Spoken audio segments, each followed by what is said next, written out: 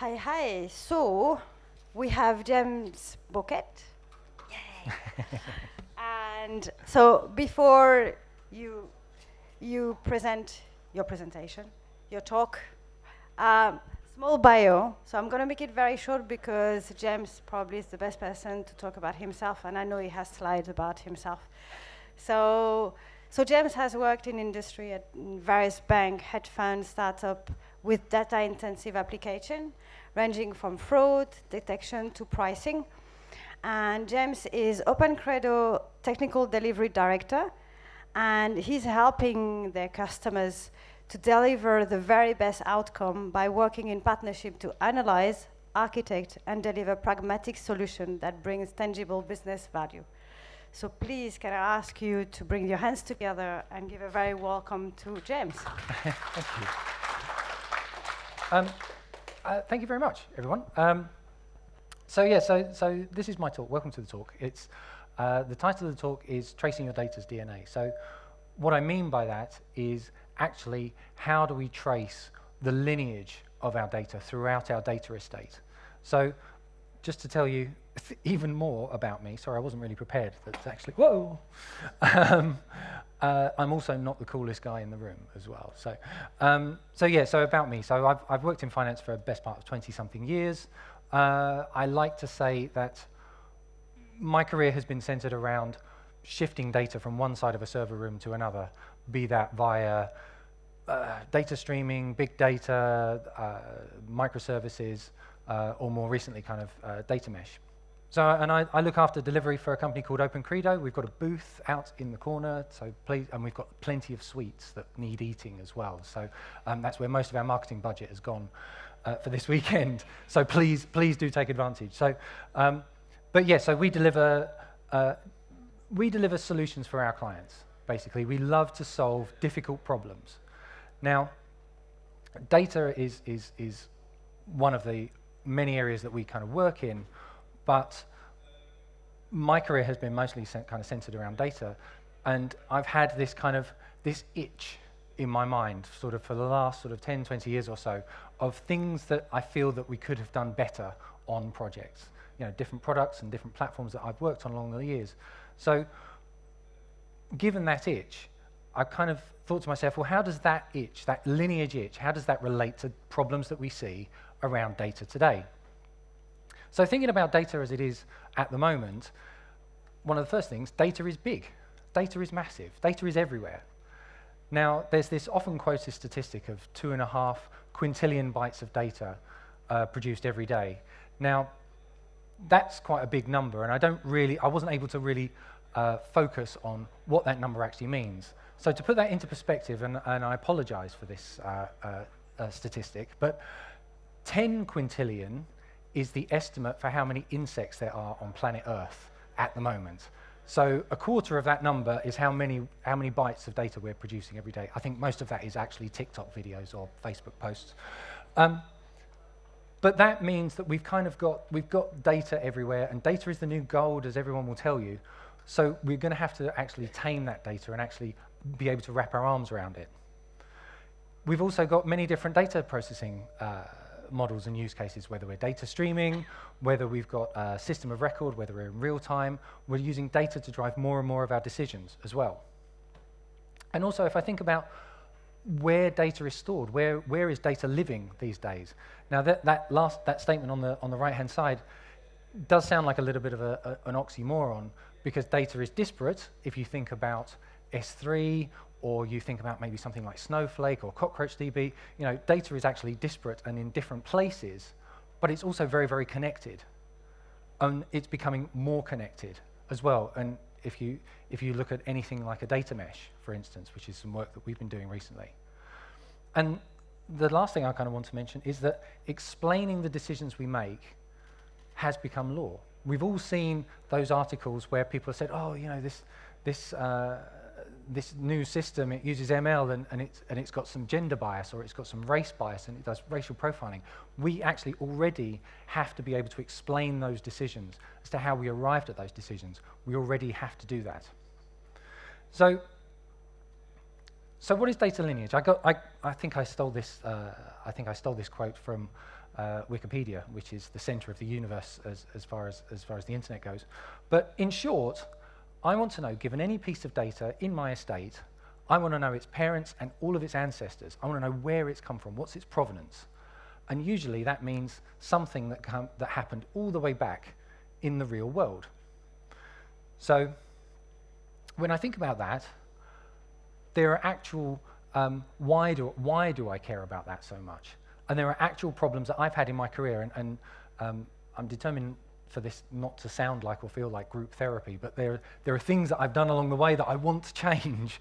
And so we have a prototype that we've built that I want to kind of take you through during the course of this. So a few years ago, I worked on, if you ever worked in finance, about 4 years ago, MiFID II was everywhere. You couldn't do anything unless you were doing MiFID II, right? So this was, we worked on the trading system of record for a French bank, and they had not one client feed, but they had 5 client feeds, because why have one when you can have 5? And we had to combine those things together, so we had to aggregate those together to create one client table, so we could do some enrichment and do that kind of, that usual kind of ETL gubbins that we all know and love. Now the problem with this is that those, data is messy. Data is big, but data is messy.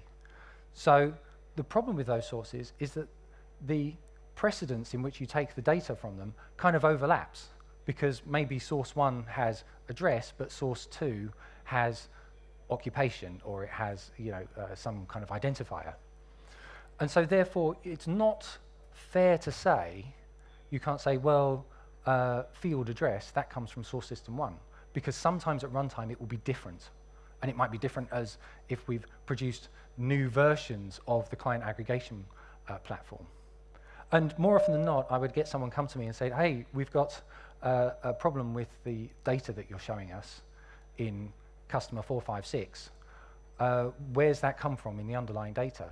And if I've munged them together with this client aggregation job, I'm not actually able to tell by just writing a query. I'm actually got to delve into the code, and I've got to run it through, and that takes a long time. And bear in mind, actually, some of these were a real mess as well, that some of them I couldn't get delta feeds. I only had to have full refreshes. So actually the client aggregation job took about 12 hours. So if I have a problem in one of my source systems, I can fix that data, but that's going to take you best part of 12, maybe 20 hours. And that's just unacceptable in these days. Thinking about another part of my group therapy, I realized that actually putting a normal distribution curve at a data science festival, I realize I'm on thin ice, because you folks are going to know more about this than me. But I worked on a system where we detected fraud, and we detected money laundering activity. So customer as perpetrator fraud. So what happens in those situations is that the customer will act different to some peer group, right? So that's pretty straightforward. You do that and you can crunch that data. Now, this is 15, 20 years ago. So we had the humble group buy. So we would take the incoming transactions. So this is for a retail bank. So these are things that you've done on your account. You've paid for something in a shop, paid for your petrol or whatever it might be. And then I'm creating group buys all the way up the stack to create an account-based summary, and then I want to compare that with some kind of peer group. Actually, the way it works is in UK finance data, if your account is a little bit like mine, I get one deposit at the start of the month, and then it's downhill all the way into overdraft till the end of the month, right? But if you're doing something weird, if you're doing something odd, you might have the same Bank of England code. You might say this person is a private individual that works in tech. But actually, if you're doing something weird, you might receive lots and lots of deposits from people, and then have one debit transaction at the end of the month where you're taking the money out and cleaning it to give it to somebody else. But what's happening here is that actually, if I've got a problem in my transaction down the bottom, and someone says, yeah, that file we sent you last night that you've just run 6 batch jobs on, that file we sent you last night, it's no good. It's fantastic. I've got to reload that transaction, and I've got to just run all of those 6 jobs. And those are overnight jobs, and we're talking 20, 30 million transactions per day. And that's about 15 years ago, so that problem will be a lot worse now. So instead of me being able to unpick those transactions, actually, I just had to live with it. And I think that's unacceptable. So I kind of sat down and I said, well, okay, what do I want this data lineage thing to do? So I want to be able to cope with non-static lineage. So for records within a data source, the data may come from different data sources. I like to think of that as almost like object instances rather than classes. There's not like some static way of, source A and source B go to source C. That actually within source A, I might choose some parts of the data, and other times I might choose other parts from source B. I want to be able to restate incremental changes. I want to be able to take a delta and unpick that from everywhere that I've actually rolled that up, and just change those pieces that need to be changed, those things that are poisoned or dirty within the data set. I want to be able to track those changes in data over time as well, because lineage is not set in stone. We live in a world of continuous delivery, and how we're kind of constantly creating new features and changing code as often as we can do. Now, that's really important because it means that where we get data might change over time. And that will become really, I'll bring that up to the surface when I talk about some of the existing tools around here. I should probably speed up a little bit, actually. I want to be able to support blue-green deployments as well. We do a lot of work around continuous delivery, and that is super important. And time out of number, I'll hear someone who works on a risk system or some big that they plonk a database right in the middle of their architecture, and they say everything looks at this thing. Say, I can't do continuous deployment, I can't do continuous delivery. The best I can do is every 3 to 6 months I can do a release. And that to me is also unacceptable, because we live in a world where actually change is very constant. We need to be able to get our software out quickly. I mentioned kind of tracking poisonous data, and the last thing I wanted to kind of mention already as well is cell-based security. So I want to say, if I've got some data source, if you think of a SQL data source where I've got a kind of table of data, I want to not only say James can only access this column, but actually I want to be able to secure that data based on the row values within that data set as well. So that the classic example I always give is pay data. So I want to give James access to pay data, but he should only be able to see the data from his immediate team. So if you track where your data comes from, you'll be able to actually use that catalog to actually secure your data with other aspects in terms of its source data, not in terms of where it is now. And I had some design constraints as well. I didn't want to be invasive into the application. I didn't want them to have context of what this data lineage piece was actually going to actually do. I wanted it to just be able to specify, here's a document, here's its lineage, someone else goes and deals with it. I don't want it to have to do like a point-to-point coupling within those two parts of the architecture. So why can't I use something that's already out there? Because there's loads of data lineage tools out there, and there's loads of data cataloging tools out there. For me, they're inadequate. A lot of them will take a data structure, they'll inspect your production database, and they'll go, well, actually, these are your fields within there, this is where they come from, and you can document them. And those have their place, for sure, but they don't go far enough for me.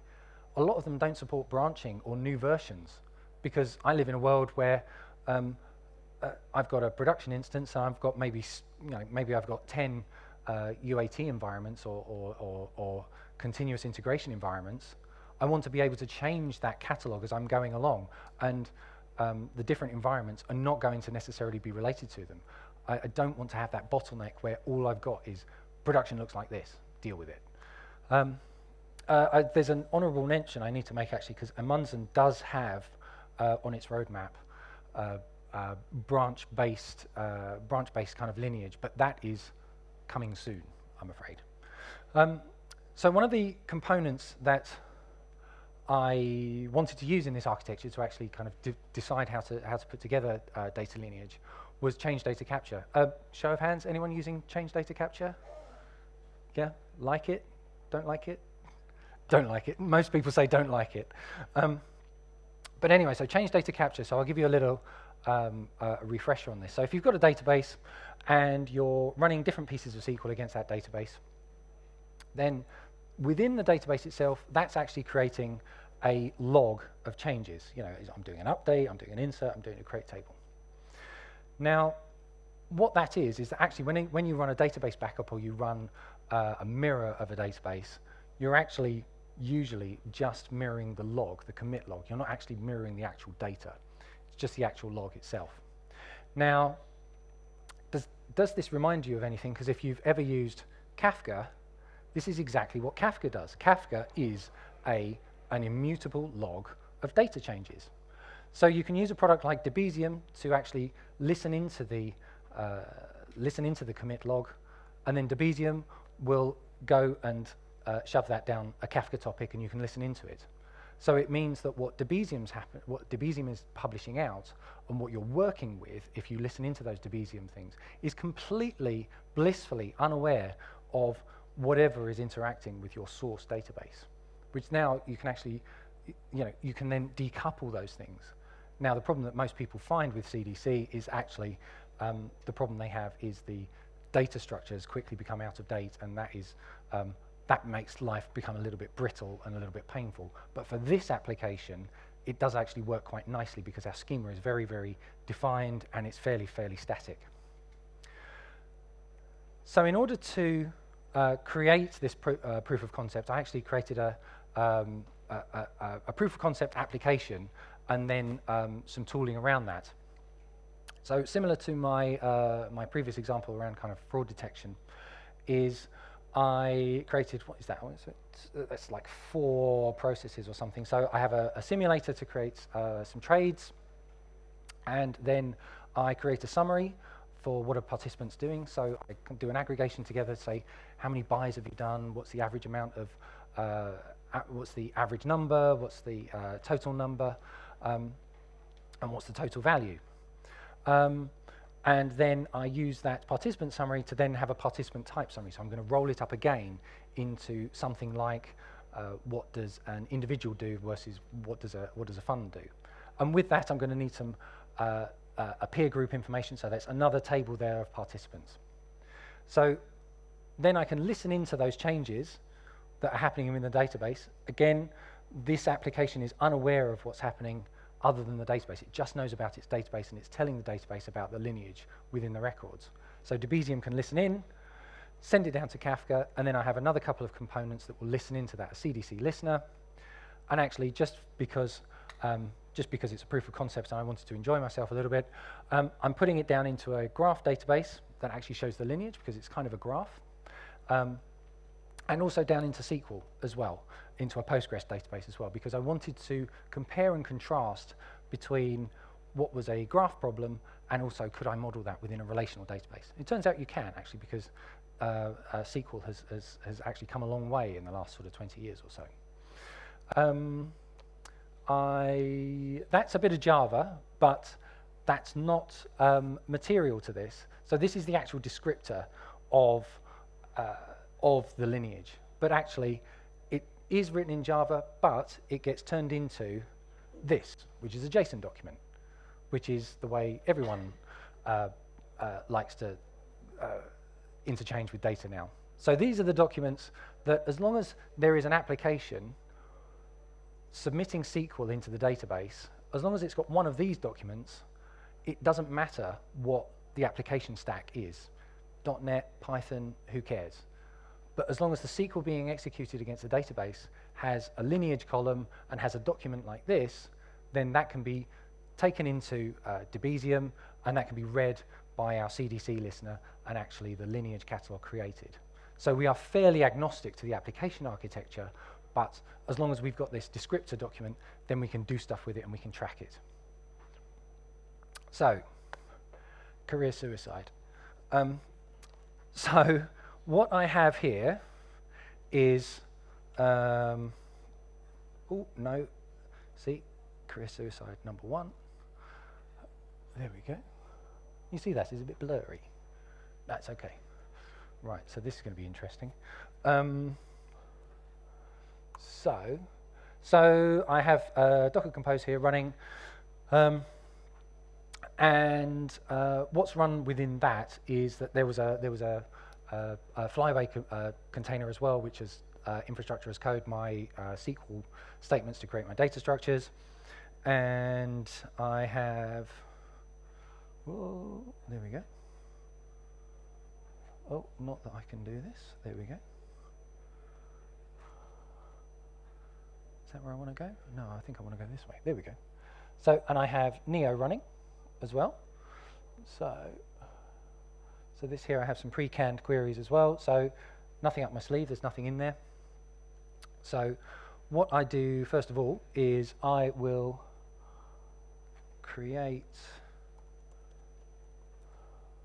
So I've got a little script here, and that's what's actually on the screen at the top right there. So this is creating source connectors within Kafka, which is the Debezium connector, and it says create me a new source connector, and that will connect to this particular database and listen in on the changes and send it down Kafka for us. Okay? So now if we actually, it's that. There we go. So we can actually start our CDC listener, if I can do that. So this is the thing that is now listening into, what does that say? There. So that's actually listened into the commit log on the database. So you can see that actually it has actually found a bunch of records and to commit into our lineage catalog already, because as part of the setup, I seeded the database with some participants. So as soon as we started the listener, then this thing then has some participants. So this isn't the data, this is actually metadata. So this, if I hover over one of these, graph databases, everyone familiar, not used? Bit of nodding, okay, cool. So hovering over this is actually the metadata. The real data is actually stored within Postgres. Okay, so this is our decoupling. Now, if I go to here, I can run my order creation Dubry, which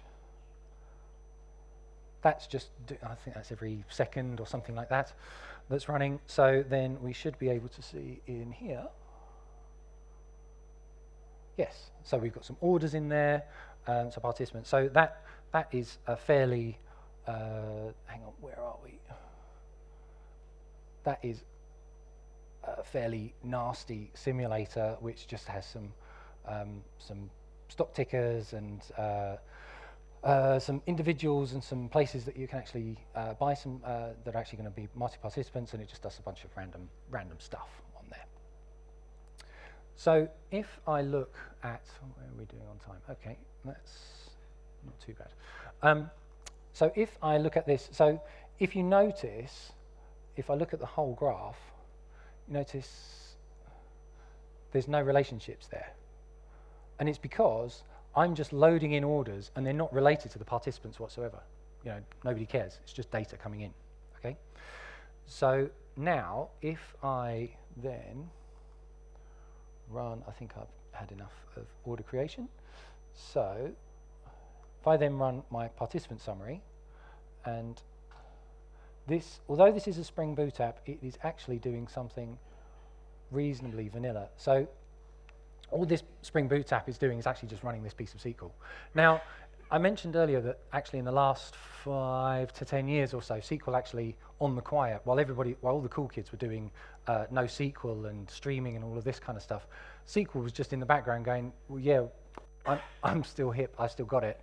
And there are some really nice features of SQL that actually I don't think I can see that there. But this is doing an aggregation, a JSON aggregation, and actually creating a new JSON, a new JSON schema on the back of it as well. So you can actually do nice kind of funky things like that, which is, if you think of an aggregation as just kind of squashing data together, there's no reason why it shouldn't do that. So there's actually some cool features in there that you can use. Okay, so I've run my participant summary. So, yes. So now, if I do this, I can now see that I've got some communities built. I'm hoping you can probably see this better than me, actually, so this could be interesting. So actually what we can see here, so it might be a little bit blurry, but actually in the middle here we've got a participant summary, and then we've got all of the orders that were actually aggregated together to create that participant summary record. So we can take that one step further, hopefully, by running our participant type summary. So participant type summary is also just another piece of SQL, but generating those same documents, okay? So we've done some averages and things like that, and we've also done an inner join and things as well. So actually what we're going to see within, where are we? Within here, hopefully, is, yeah, so we've got a nice community here. So actually what you can see here is actually there's a participant record here. That is now related to a participant type summary, and then we've got a participant summary as well, and then all the orders that created that.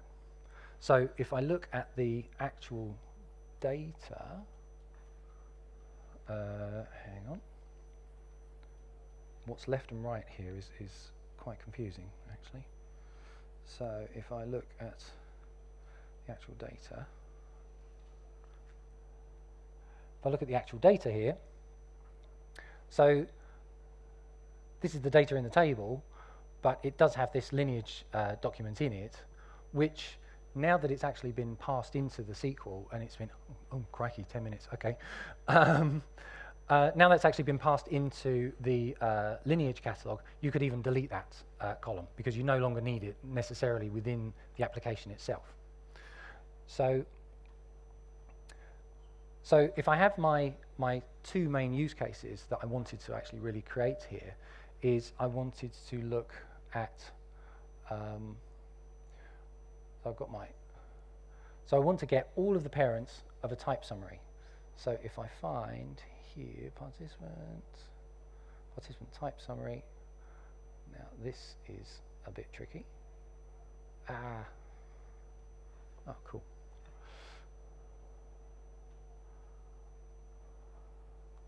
So this is my use case, that if someone comes to me and says, this record that I'm seeing on the screen is no good at all,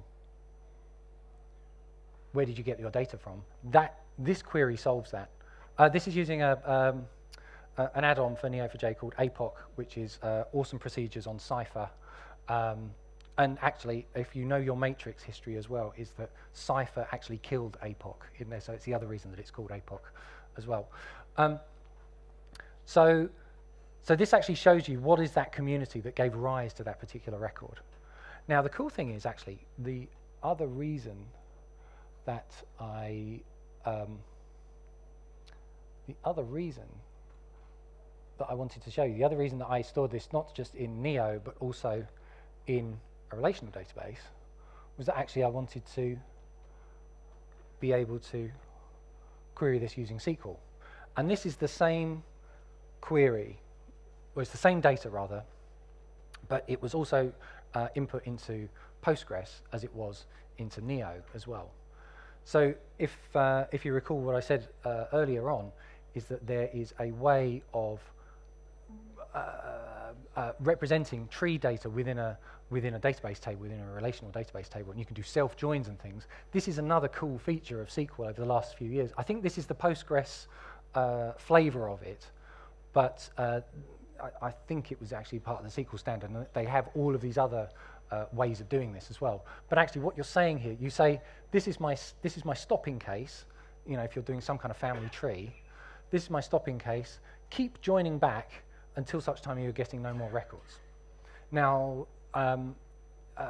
you could get yourself in a whole world of trouble there, because you could have a recursive, infinite recursion loop and everything like that. However, I think that it's is a database setting or a per query setting.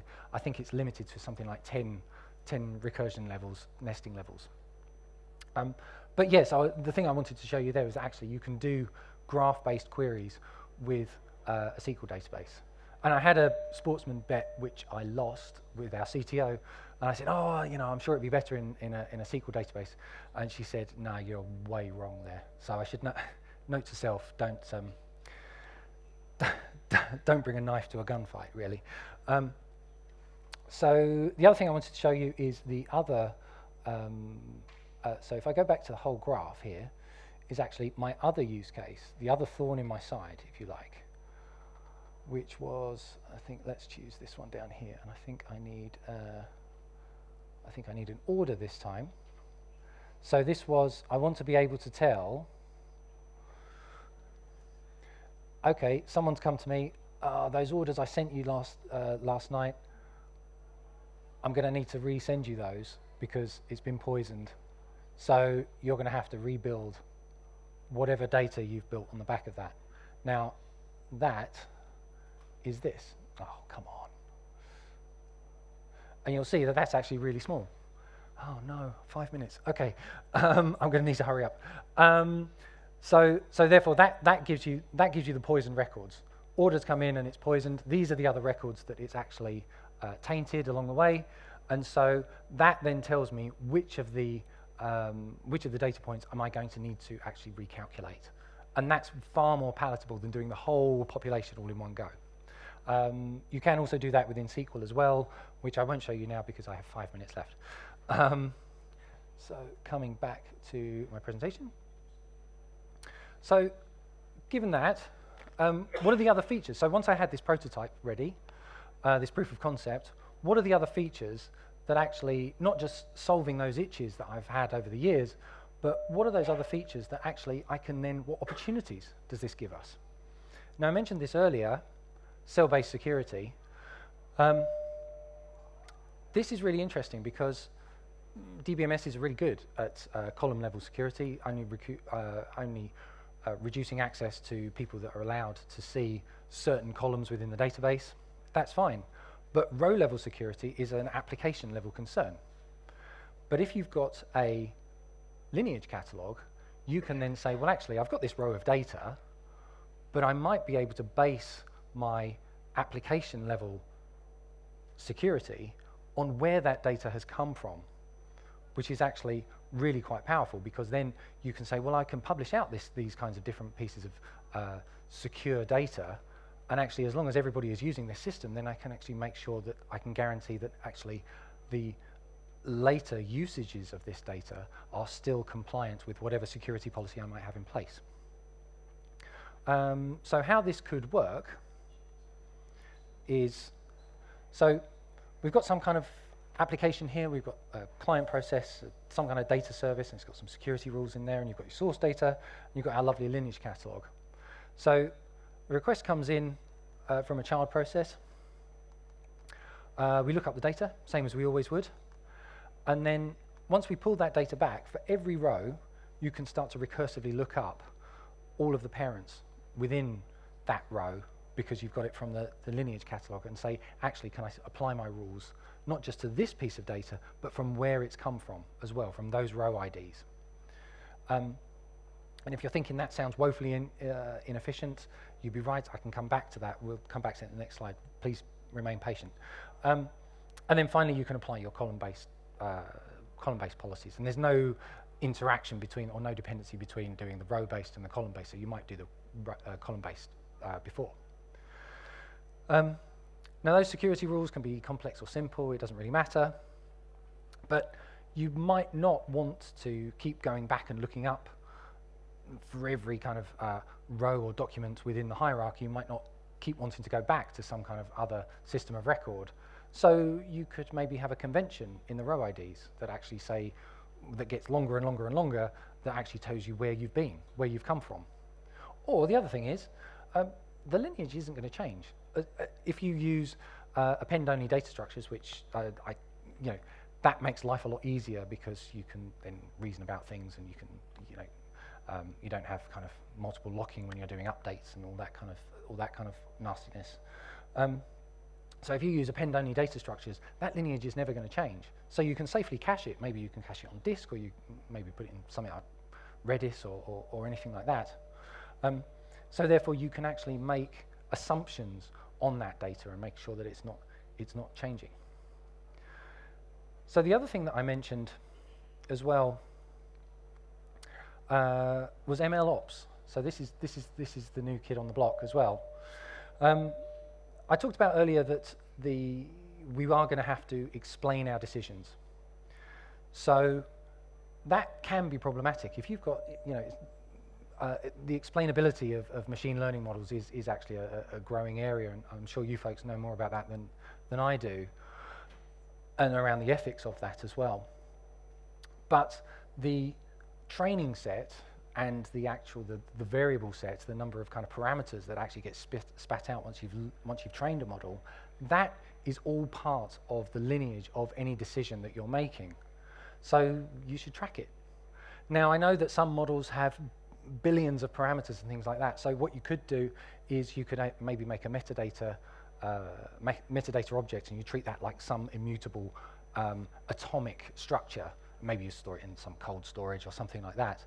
But as long as you've got some kind of fingerprint or some kind of hash of that, you can say, well, this decision came from this training set and this set of parameters. And so you're kind of covered then, once someone comes back, 7, 8 years, whatever it is. Last thing I wanted to talk about, 2 minutes. The last thing I wanted to talk about was blue-green support. Now, interestingly, when I started on this, I was like, data lineage is going to give me blue-green support. But actually, when I started to really think about it, you don't necessarily have to have lineage for it. However, it does help. So the model in which I'm talking about here is, I kind of semantic versioning, always use semantic versioning.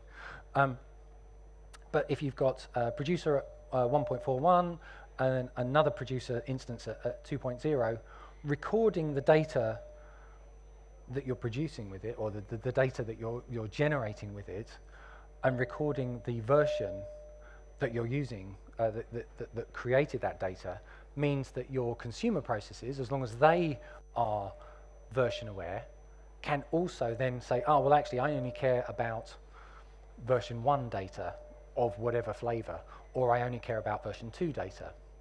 Now, the thing is, you don't actually need a lineage catalog to do that, but if you've got blue and you've got green, and you're going to start deleting data in production, it's quite nice to know that you're deleting the right data, otherwise you're going to be looking for a new job quite quickly. And the lineage catalog would do that, because I can see, actually, for these data, I can see exactly where that came from.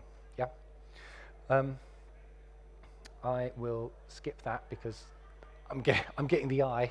Key takeaways. It's important where your data comes from. When I first put a straw man of this presentation together, actually I had the example of using fake news there. Wouldn't it be really nice when you're on Facebook and you get the recommendation for the latest tinfoil hats, that actually you understand where the news story came from, that Bill Gates has implanted a microchip in all of us. So, and the current tooling doesn't work well with history. Where the data comes from is not static. It's not just where it is today in production. There will be new features. There will be changes over time. And there are other opportunities that you can get from actually understanding where your data has come from. There's other new opportunities, cell-based security, these kinds of things. So that's what I have. The link there, the QR code takes you to a link to my GitHub page where you can download all of this and use it. And that's all I have. So thank you very much, everybody.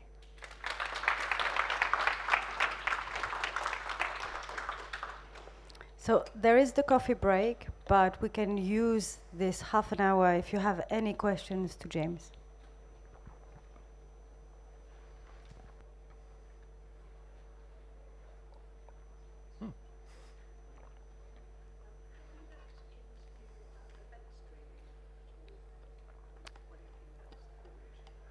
In what way? In terms of,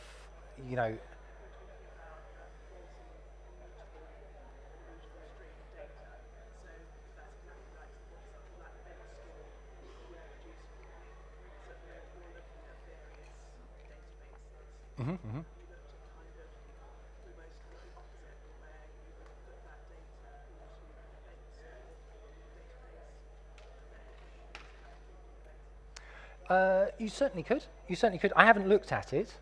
I haven't given it enough thoughts to look at it yet. But I think that's a fair. I think that's a fair point. I think the problem that I have with, and Confluent will shoot me for saying this, the problem I have with just having a stream of events for my data is the tooling around that isn't quite as mature as, say, like I can just fire up a SQL Server window and I can just start running a query against it. And if someone says, I want you to fix my data, I want to do that as quick as possible. But I think all of those things are useful, and I think they are possible. And I think if you use, I've seen some really nice tools around like Apache Pinot that, over the top of event streams that actually make them look like a SQL database, so you can get to that data a lot easier. But it's a decent addition for sure. Yeah. No more? Oh, yeah. What's the overhead of recording the lineage? Because you're literally plugging into a database, Mm-hmm. literally taking all the transaction logs, and then you're literally recording all the version control to tracking it back all the way to source. Mm-hmm.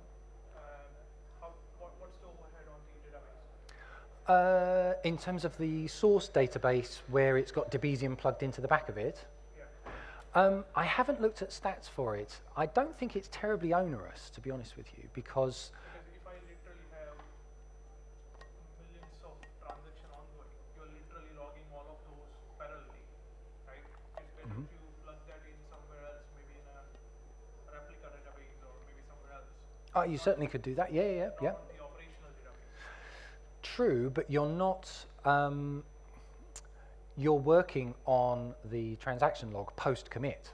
So it's once that is actually committed. So your application level has reported back that it's done, it's finished. Plugged onto a database, can you not use the, so let's say if you are using SQL Server, you will work on IDF files. Mhm. If you are working on Oracle, you could work on a redo log files. If you are using any other database system, they have a mechanism to separate out all the transaction logs. You just literally touch there, not the actual database. Yeah, Debezium actually works on those redo logs, on the rollback logs, rollback segments in Oracle and things, and the files within SQL Server as well. So what does it do better than Golden Gate or any other CDC product? It's free. Free is good.